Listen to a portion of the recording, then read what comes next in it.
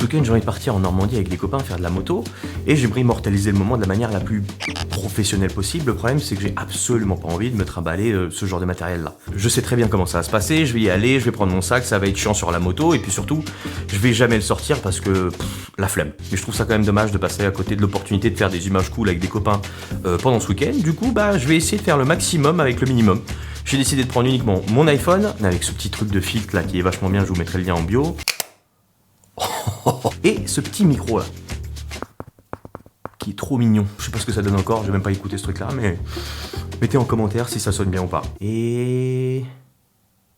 je crois que c'est tout. Mais c'est déjà pas mal. Je suis convaincu que je peux sortir quelque chose de pas trop mal. Écoutez, on va voir. La saison de l'oubli, c'est comme ça qu'on nomme l'hiver. Le froid s'empare des corps, il fige les envies, et les jours semblent s'effacer les uns après les autres.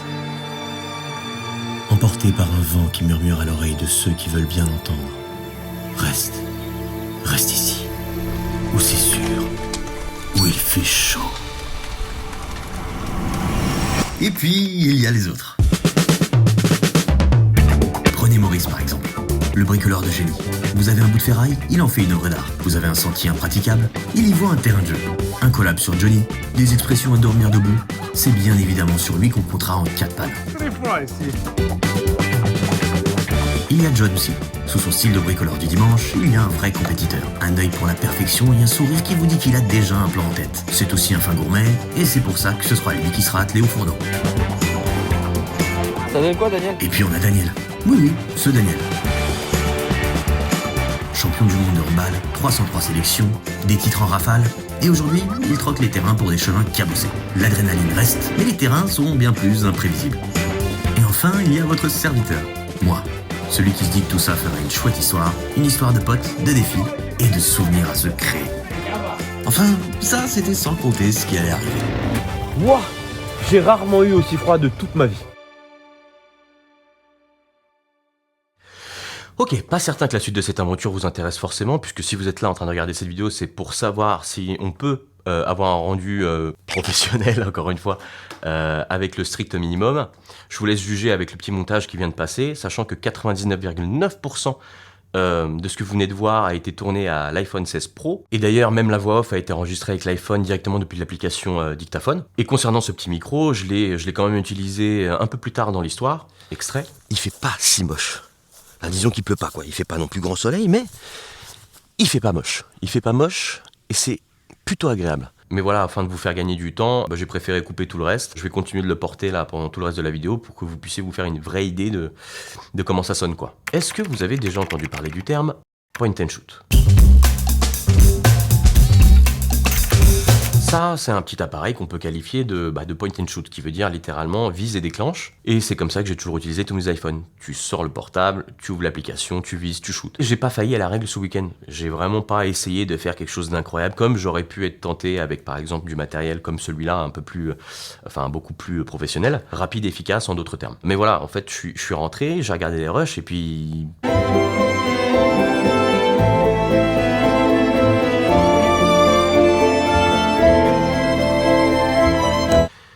Pardon, je me suis vraiment demandé si j'avais vraiment shooté avec un iPhone ou avec autre chose. Et pour en avoir le cœur net, j'ai fait quelques petits tests en plus.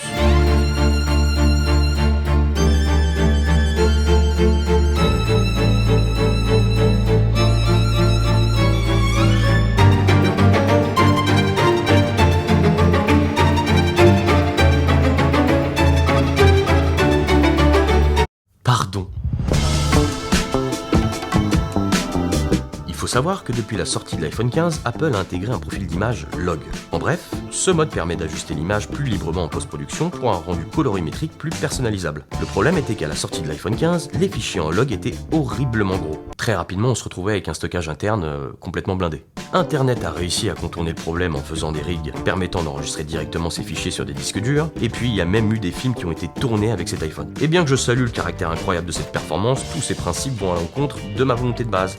Voyager léger et viser le minimum de friction possible. Récemment, une nouvelle option est apparue, filmer en log mais avec des fichiers beaucoup moins gros.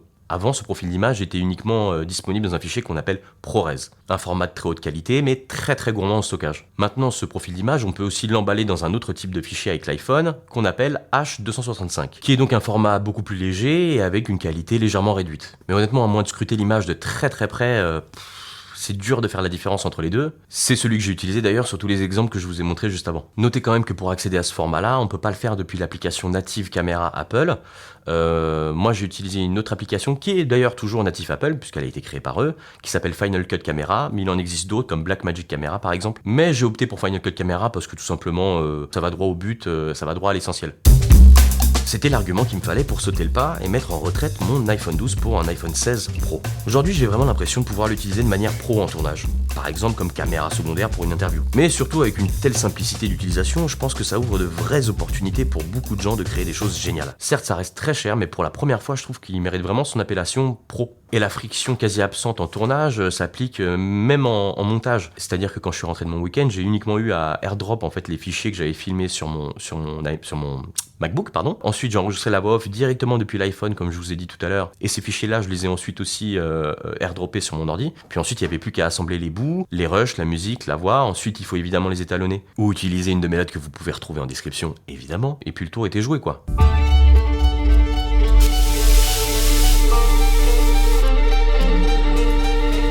Jusqu'à présent, vous avez entendu ce micro uniquement dans des conditions contrôlées. Je me suis dit que j'allais faire un petit brin de vaisselle, vite fait. Déjà parce que j'en ai beaucoup à faire, et puis aussi parce que je me dis que ce genre de micro-là sera potentiellement plutôt utilisé par des gens en vlog, ou en tout cas pour du petit contenu réseaux sociaux. Et puis pendant que je fais ma vaisselle, j'ai aussi ma copine qui est actuellement au téléphone dans le salon avec ses parents, et elle est aussi en train d'écouter de la musique en même temps. Enfin bon, bref, c'est tout un bazar. Mais ça vous permettra d'avoir une idée un peu plus poussée, on va dire. Bon, en tout cas, je suis ultra impressionné, je dois reconnaître, par ce micro, parce que j'ai eu le temps de l'écouter entre-temps, et faut dire que quand même pour le prix, c'est franchement difficile de faire mieux, quoi. Enfin, en tout cas pour ce prix-là, avoir quelque chose de si petit, si facile d'utilisation, moi je connaissais pas, honnêtement. Et quand je dis facile d'utilisation, dites-vous bien, par exemple avec un smartphone, il suffit juste de connecter le récepteur directement au smartphone. Il reste plus qu'à allumer, appuyer sur REC et puis ça fonctionne, quoi. Il y a de toute manière que 3 niveaux qui sont disponibles, bas, moyen et haut. Alors oui, c'est pas forcément un outil que j'utiliserai de manière, comment dire, sur un tournage professionnel avec de vrais clients, parce que j'ai pas assez la main mise sur toutes les caractéristiques, en tout cas toutes les possibilités que pourrait offrir un micro professionnel. Mais sincèrement, pour du YouTube, du vlog, ce genre de choses, c'est plus que bien, quoi. Et sa qualité de fabrication, bien qu'acceptable, fait quand même hyper plastique. Mais enfin, à ce prix-là, je crois que c'est une centaine d'euros le pack avec tous les adaptateurs pour les smartphones, le récepteur pour les DSLR, enfin vraiment toute la totale, toutes les montures là, comme le truc aimanté là, et puis aussi un collier, enfin il y a plein d'autres choses, de petits trucs, ça coûte 100 balles. Franchement, c'est compliqué de faire mieux, quoi. C'est hyper discret. Bon, évidemment, là, sur la casquette, ça allait un peu moins, mais vous pouvez très bien l'aimanter sur votre t-shirt, par exemple. Ça ferait aussi bien le job. Et pour ce prix-là, avoir quelque chose de si petit, si facile d'utilisation, je crois qu'on peut pas faire mieux. Alors, est-ce qu'on peut faire quelque chose de professionnel avec un setup minimum comme celui-là ? La réponse est oui. En tout cas, selon moi, c'est largement possible. D'ailleurs, ça m'a même donné envie peut-être de créer quelque chose d'un peu plus poussé, d'un peu plus pointu, toujours avec le même type d'outils, voire même peut-être vous montrer le processus. Dites-moi en commentaire si c'est quelque chose qui pourrait vous intéresser. Et en attendant, n'oubliez pas de liker, de vous abonner, de faire tous ces petits trucs-là que tous les autres vous demandent aussi. Et puis, je vous dis à bientôt. N'oubliez pas d'appeler votre maman. Vous lui manquez.